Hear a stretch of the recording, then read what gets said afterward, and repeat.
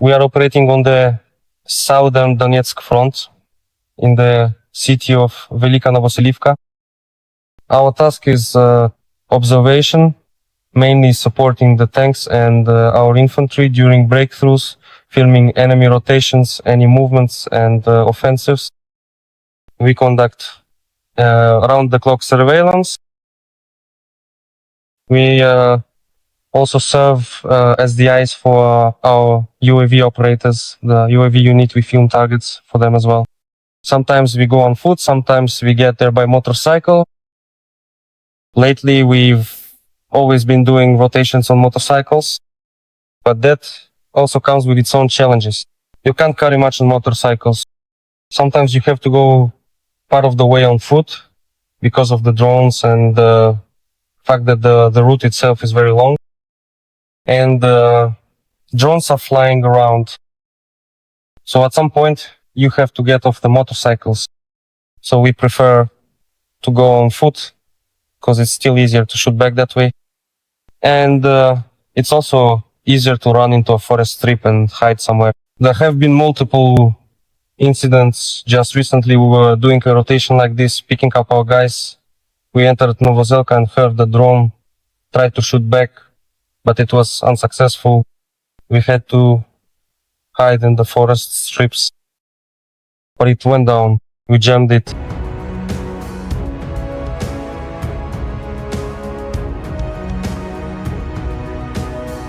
Alright, this is the first one that hit the house. I don't know who the second one is.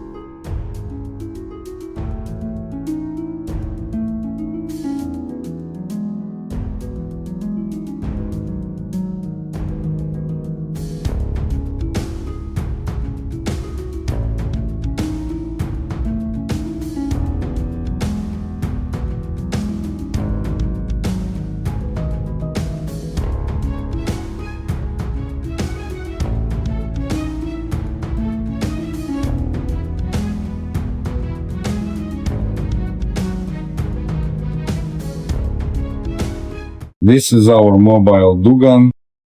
It's called a prayer house. We already had it standing in the old place. They took it apart there and assembled it here as well. This is a circular procession we did for our deities.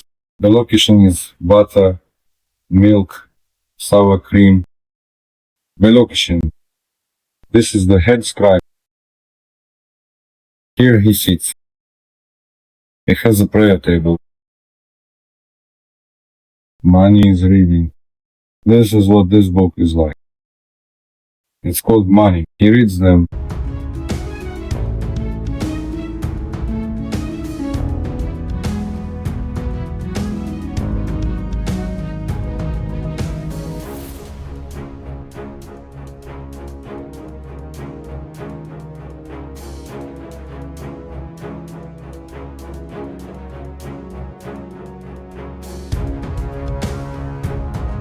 We met purely by chance, yes indeed.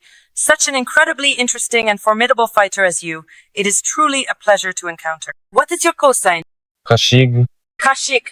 Show me, yes, you have a national costume under your fleece. Yes? Yes, I received it from the beginning of the special operation. I wear it. It is believed that they protect. These are the buttons. They protect. Can you imagine? I've been everywhere since 1922, and she has been everywhere with me too.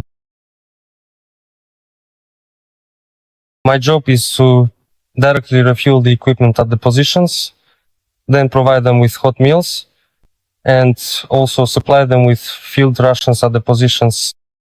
In general, mainly to ensure the battalion's daily life.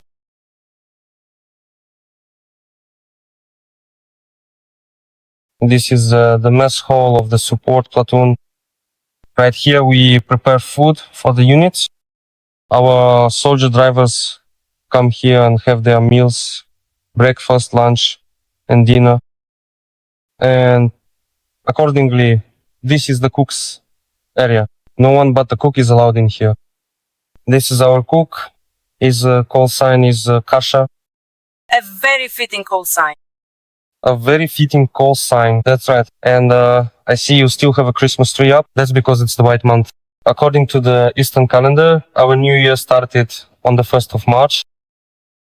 Well, the year of the snake has come into full force. Everything has changed. The year of the snake has arrived, it's in full effect. And it's a sacred month because everything here is white milk, and accordingly milk and cottage cheese, pure and white.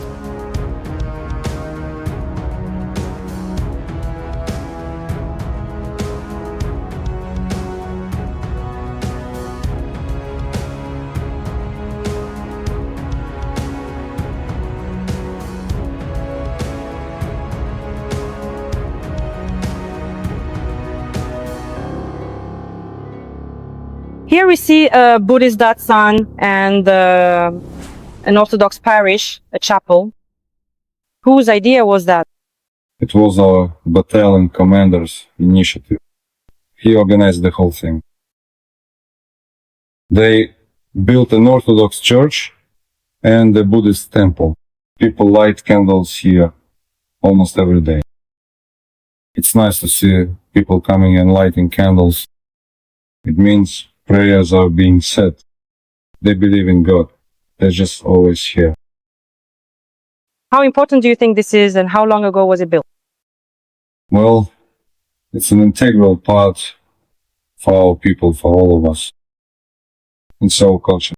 Have any services already been held here? Do priests or lamas come? Yes, both Lama and the priest come here regularly. Sometimes they come about once every week and a half. They don't come that often. Do the priest and lama come from Buryatia? Yes, from Buryat itself. So how truly difficult was it to build this? No, it wasn't difficult. Main thing is desire. I see that in the South Donetsk direction, the soil is black earth, the kind we're walking on now, and all the mud sticks to it. It's very hard to take steps. How many kilometers do the soldiers sometimes have to walk along such paths? The soldiers have to walk up to 15 long kilometers through this kind of thick, heavy mud. So rubber boots are an essential part of the soldier's gear. Well, I can tell as I lift my foot, there's already about 2 kilograms of mud stuck to it. Yes, you have to clean them to perfect cleanliness every few meters, probably. Well, as I understand it, we clean them by hand, just scraping the mud off. Either with branches. Branches. Yes, and besides the 30 kilograms of gear that a soldier carries on average, as I understand it. Of course, yes. So there's no way around it.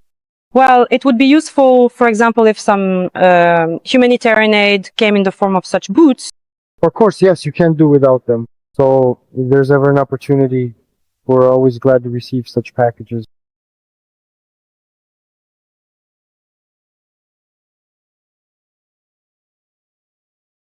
I've been there since the very first days, on almost all fronts. It's easier to say where I haven't been than where I have. Yes, right now our task is in the southern Donetsk direction near Velika Novosilka. Not so long ago we went out on an assault. We were clearing paths through mine explosive barriers. That is the so-called mine rollers we attached to the tank. And with these rollers, you drive forward, and when a mine hits them, it explodes, meaning it's deactivated. And then whoever follows behind you can pass through safely. Well, that was the task. We accomplished the task. We brought in the infantry, but on the way back, unfortunately, there was an unpleasant incident. We saw how an infantry vehicle was hit and how the mechanic, the driver, jumped out of it. The vehicle caught fire, so did he too.